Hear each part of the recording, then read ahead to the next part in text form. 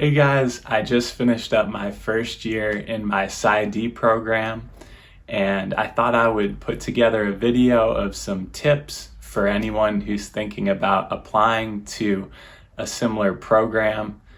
And my goal is to make more of these videos throughout my journey in the program of anything mental health and psychology related. So if that interests you, you can click the subscribe and notification button and you guys can follow along.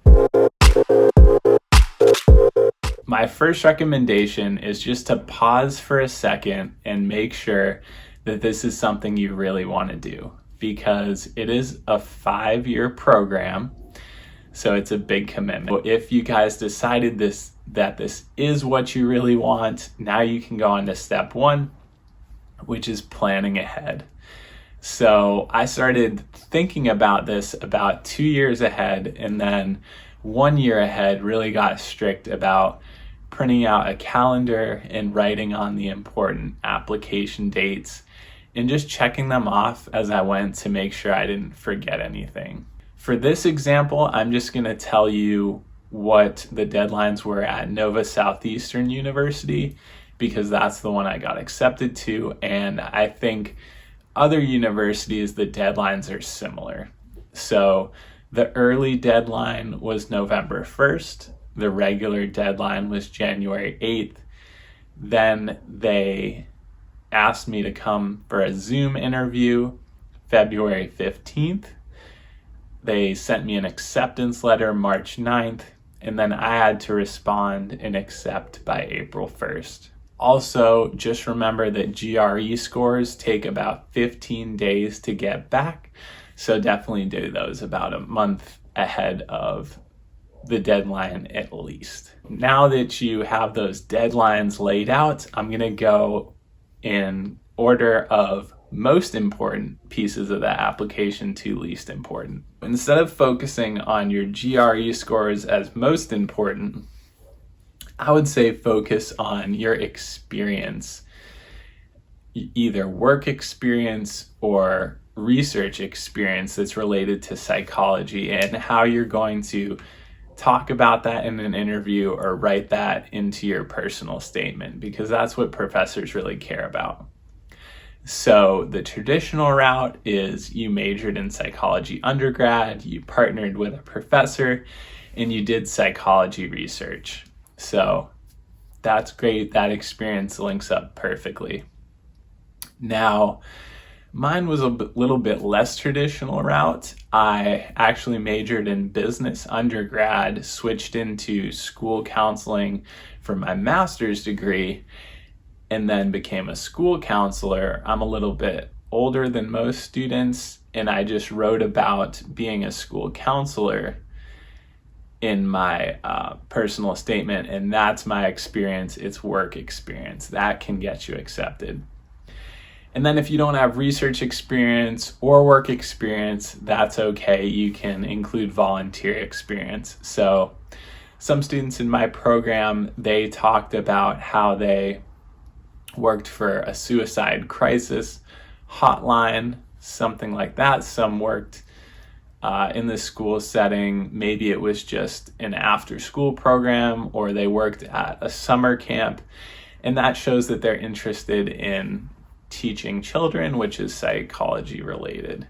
After you have the one of those areas of experience, that's like kind of your foundation that you can talk to professors about, and that's what you're going to write in your personal statement. So step 2 is outlining your personal statement.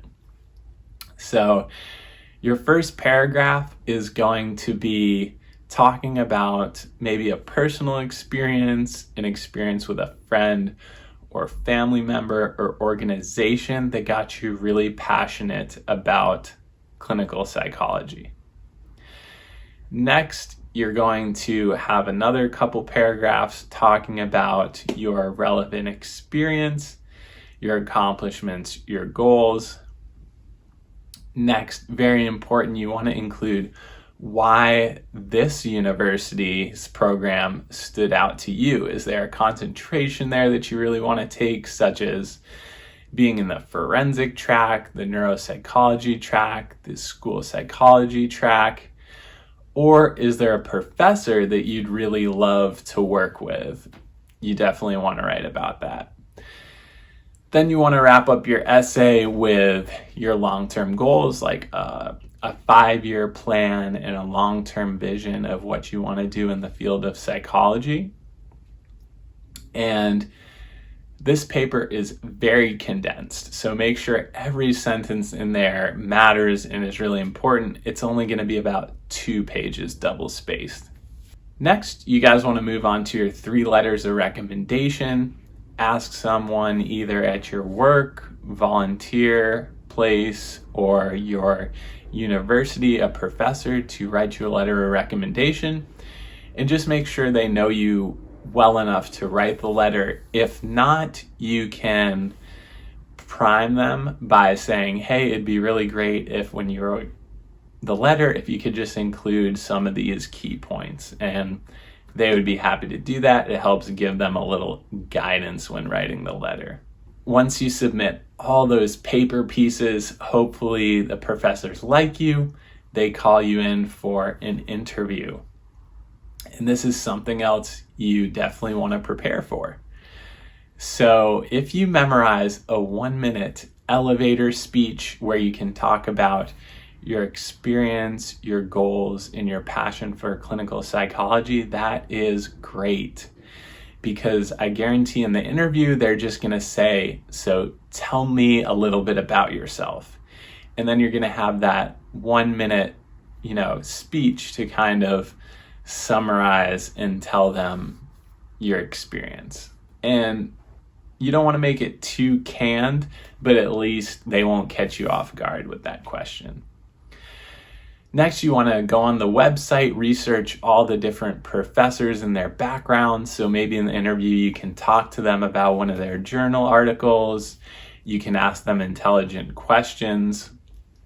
They're going to ask you if you have any questions. So definitely have some of those prepared. If you just say, no, I think you covered it, I don't really have any questions, they're going to think, oh my gosh, this person isn't really that interested. So definitely have some questions.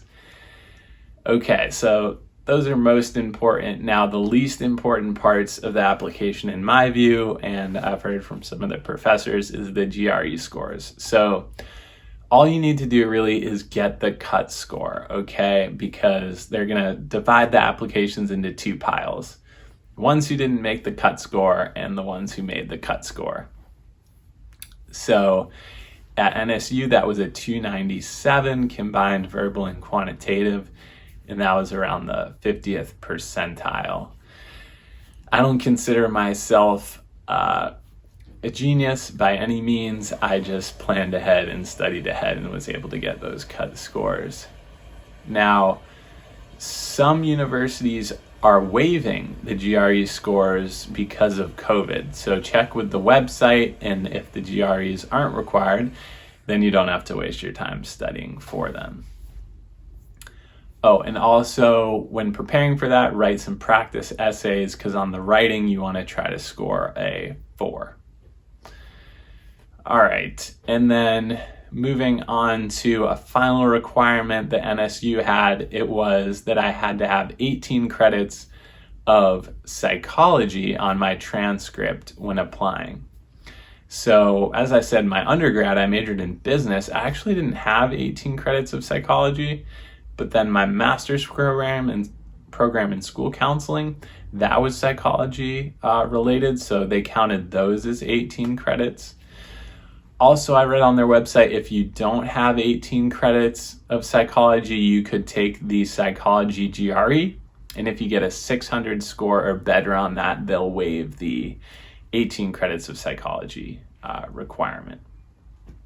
So those are basically the main components of the application I wanted to share with you guys. My main message is, if you didn't go the traditional route with majoring psychology and having research experience, don't let that discourage you from applying. You can still get in with just being creative in talking about work experience or volunteer experience. I hope that was helpful. If you guys have any questions about the application process, leave them in the comments, and good luck to you all. I will try to get back to you with some answers.